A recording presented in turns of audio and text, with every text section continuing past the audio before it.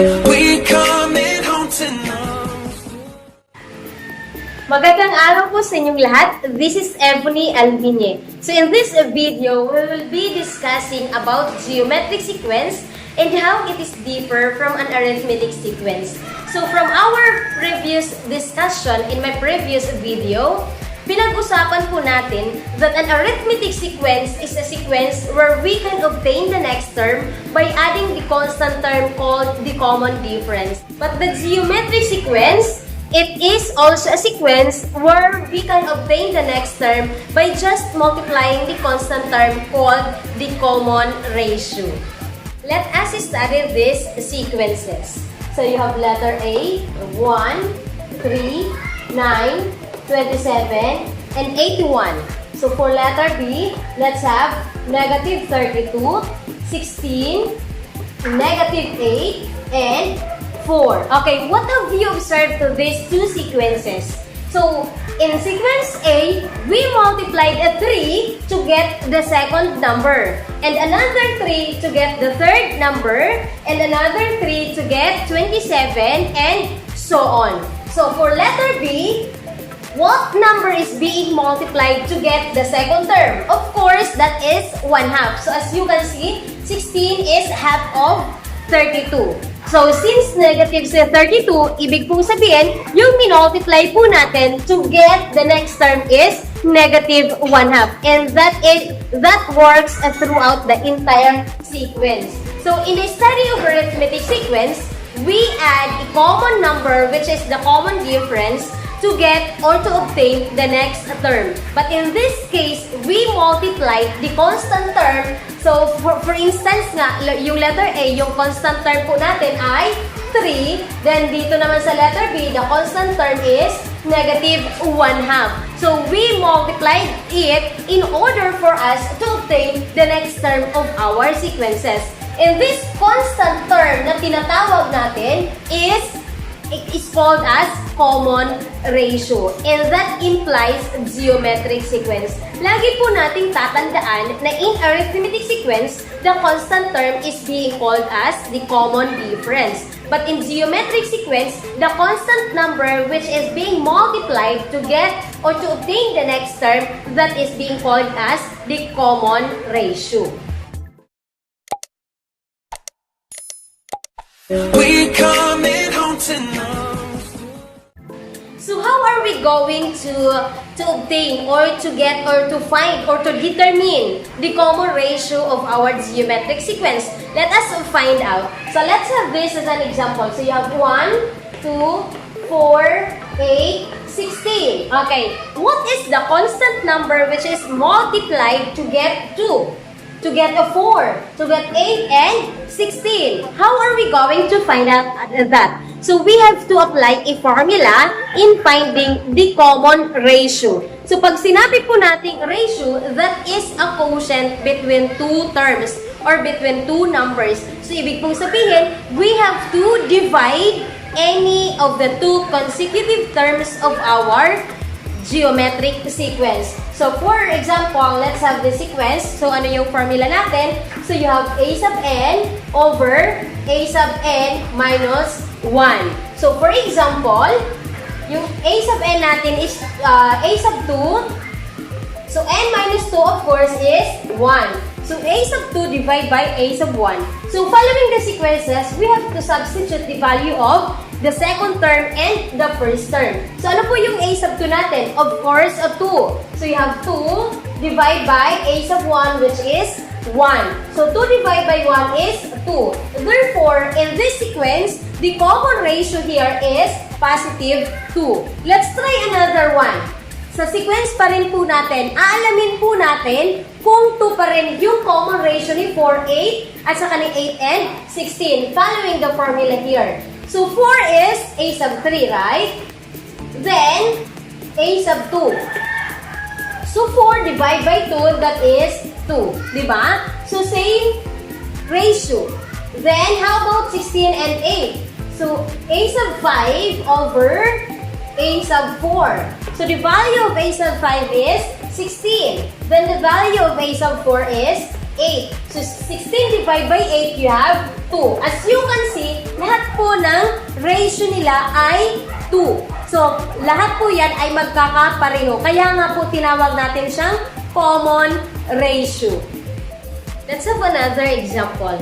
So, we have to determine the next two terms of this sequence. So, you have 16, 24, and 36. What we need to do is, we have to find out the next two term of this sequence. But before that, of course, we have to know first or get the common ratio. Kung ano po yung number na minultiply in order for us to have the second term, the third term, at yung needed po natin na terms. So, following the formula of finding the common ratio, you have R is equal to A sub n over A sub n minus 1. So, A sub n natin, pwede natin gawin sa 36 or A sub 3, then A sub 2. Or pwede ding A sub 2 and A sub 1. So, A sub 2 and A sub 1 na lang tayo. So, the value of A sub 2 is 24. Then, the value of A sub 1 is 16. Now, find the common factor of these two numbers. So, ano po yung common nila? So, of course, we have to divide it by 8. Kasi yun yung common factor nila. Or we have to reduce it into lowest term. So, 24 divided by 8, you have 3. Then, 16 divided by 8, you have 2. Therefore, the common ratio here in our sequence is 3 over 2. Then, what is the next step? We have to multiply 3 halves by 36. So, ano po yung next sa 36? A sub 4. So, A sub 4 is equal to 36 multiplied by 3 over 2. Yan po yung kailangan natin gawin. So, 36 and 2, meron po silang common factor, di ba? Ano po yung common factor? Of course, 2. So, this is 1. 36 divided by 2, you have 16. 18. Sorry lang. So, then, 18 multiplied by 3, you have 54.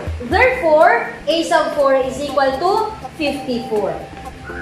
Then, how about A sub 5? What will happen to A sub 5? Yung gagawin naman po natin is, yung 54, we are going to multiply it by 3 halves. So, 54 multiplied by 3 over 2.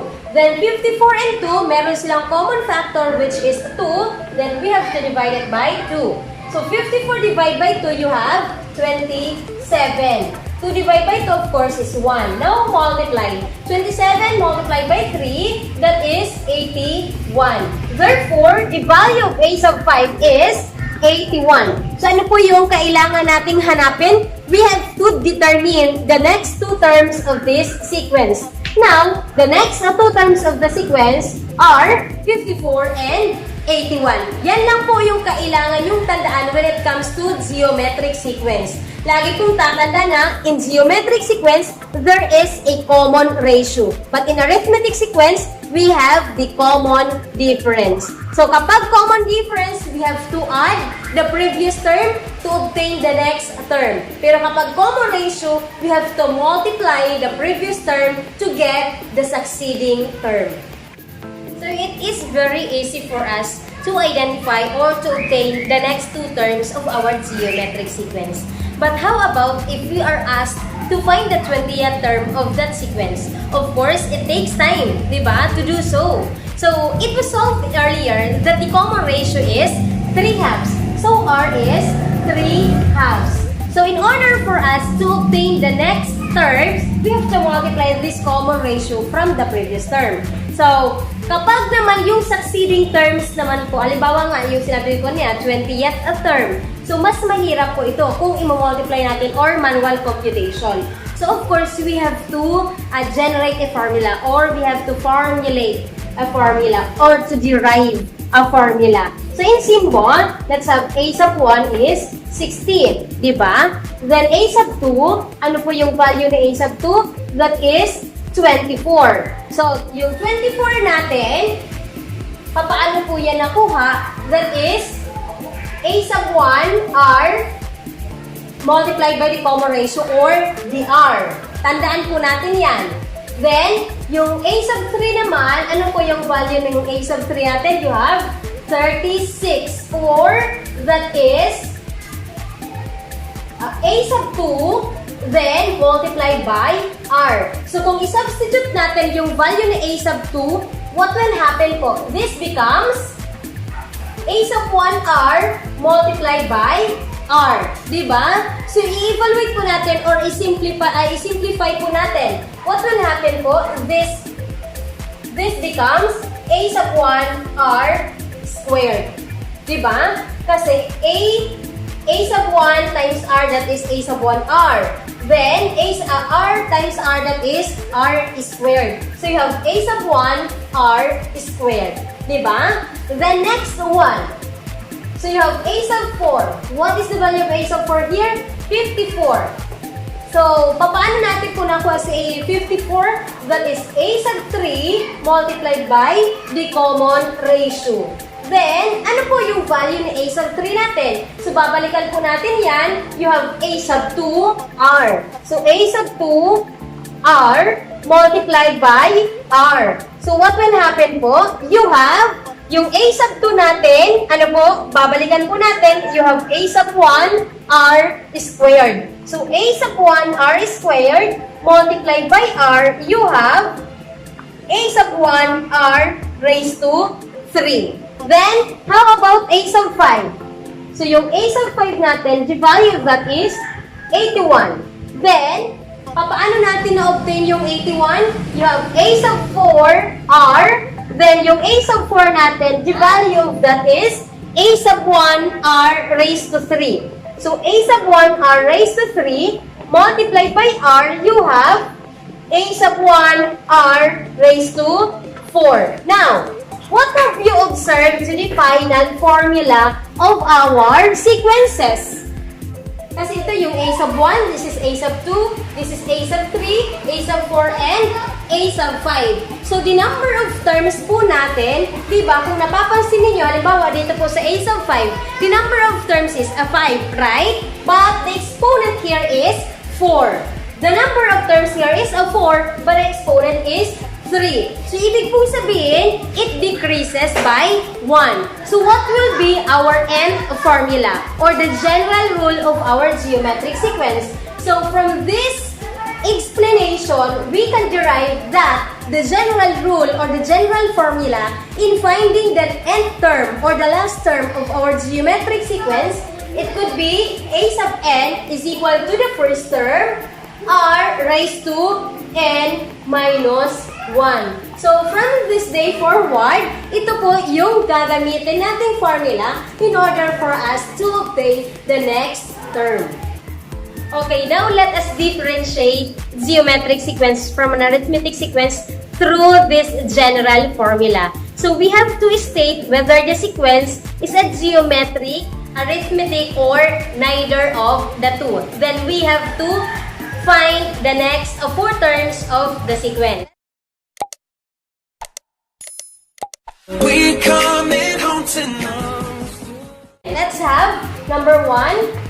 A sub n is equal to 3n plus 2. The number 2, you have a sub n is equal to n squared plus 1. Then, number 3, you have a sub n is equal to 3 multiplied by 2 raised to n. Ang tawag po natin dito ay general rule or end of formula. So, aalamin po natin yung 4 terms of this general formula.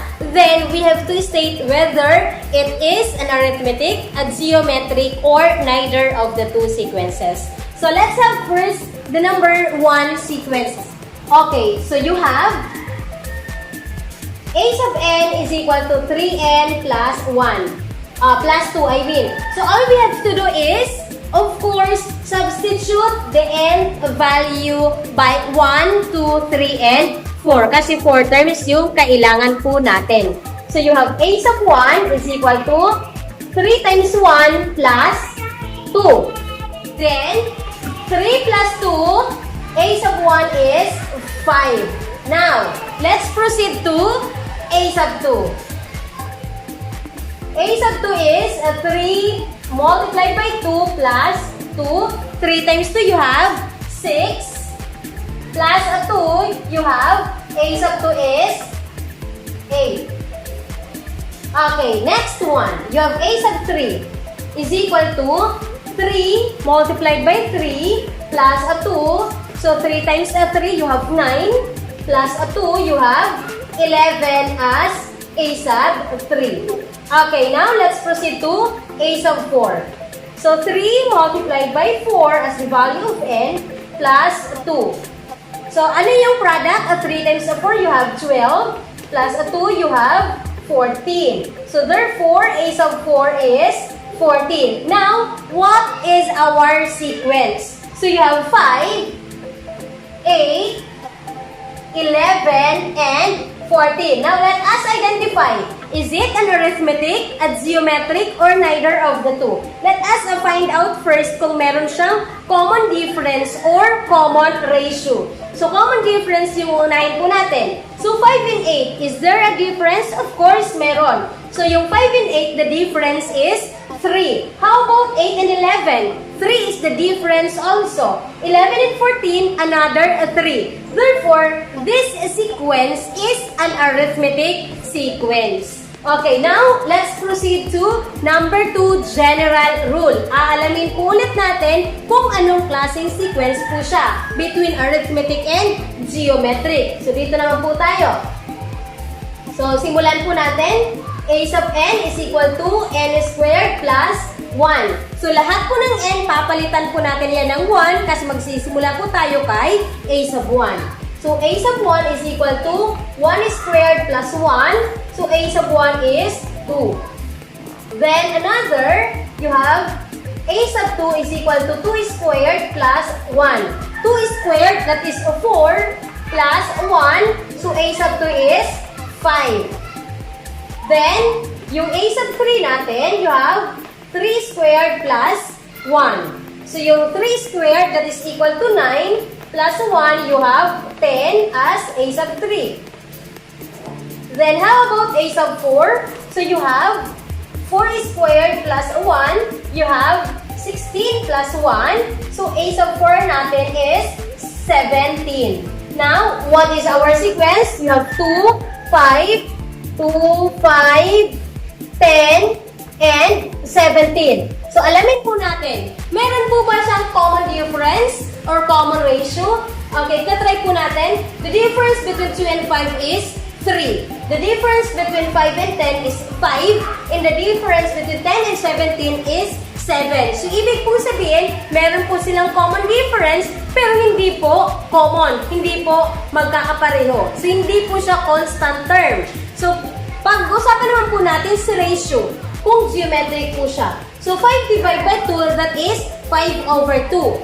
Then, 10 divided by 5, you have 2. So, sa tatlong sequences pa lamang po, sa tatlong terms, I mean, hindi na po magkatulad ang kanilang ratio. So, ibig pong sabihin, this sequence is neither a geometric nor an arithmetic sequence. Okay, now let's proceed to number 3. So, you have a sub n is equal to 3 times 2 raised to n. So, a sub 1 natin, 3 multiplied by 2 raised to 1. So, 3 times 2 raised to 1, of course, yung 2 raised to 1 that is equal to 2. Multiplied by 3, you have a 6. Therefore, a sub 1 is 6. Then, let's proceed to a sub 2. So, 3 times 2 raised to 2. So, 3 times 4, you have 12 as a sub 2. Okay, now, you have a sub 3. So, yung 3 multiplied by 2 raised to 3. 2 raised to 3, that is equal to 8. Kasi 2 times 2 is 4, times 2 is 8. Multiplied by 3 equals 24. So, yung value na a sub 3 natin is 24. Then, last one, yung a sub 4 natin, that is 3 multiplied by 2 raised to 4. So, bring down 3. 2 raised to 4, yung 8 natin, times 2, you have 16. Multiplied by 3, you have 48 as a sub 4. Okay. So, ano po yung sequence po natin? So, you have 6, 12, 24, and 48. Alamin po natin kung meron siyang a common difference or common ratio. The difference between 6 and 12 is 6. The difference between 12 and 24 is 12. And the difference between 24 and 48 is 24. So, hindi po siya constant. Hindi common yung difference nila. So, pupunta po tayo kay ratio. So, 12 divided by 6, you have 2. Diba? 24 divided by 12 is another 2. Then, 48 divided by 24 is 2. So, meron po siyang tinatawag na common ratio. Therefore, this sequence is called as a geometric sequence. So, basta lang po tatandaan ninyo that in geometric sequence, in order for you to obtain the next term, you have to multiply the common ratio. Kapag wala po siyang common ratio, hindi po sa geometric sequence. Kapag naman po sa arithmetic sequence, there is the so-called common difference. So, ano po yung gagawin ninyo to obtain the next term sa arithmetic sequence? You have to add the common difference. So, yan lamang po ang kailangan yung tatandaan when it comes to arithmetic and geometric sequence. Okay, at dyan po nagtatapos ang lesson discussion po natin sa ngayon. Thank you everyone. And sana po ay may napulot naman po kayong makabuluhang kaalaman sa aking discussion. So, this is all about arithmetic and geometric sequence. Again, this is Evonnie Almiñe. So, maraming salamat po. God bless everyone and please keep safe po.